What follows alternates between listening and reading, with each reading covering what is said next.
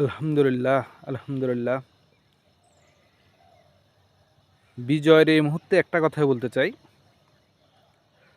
দজ্জালের মতো এক হাতে জান্নাত আর এক হাতে জাহান্নাম নিয়ে যারা নেমেছিল, আল্লাহ পাক তাদেরকে আল্লাহর দরবারে তওবা করার তৌফিক দান করুক। এবং আমি দোয়া করব মন থেকে, আল্লাহ পাক যেন সেই তওবা কবুল করেন, তাদেরকে হেদায়েত দান করেন। আর অভিনন্দন আপনাদের সবাইকে, যারা দজ্জালের এই পাতানো ফাঁদে পা দেন নাই।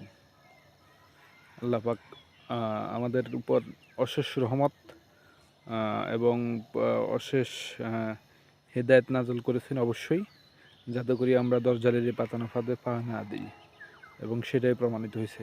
আলহামদুলিল্লাহ, আলহামদুলিল্লাহ, আলহামদুলিল্লাহ। অভিনন্দন পুরো বাংলাদেশ, অভিনন্দন।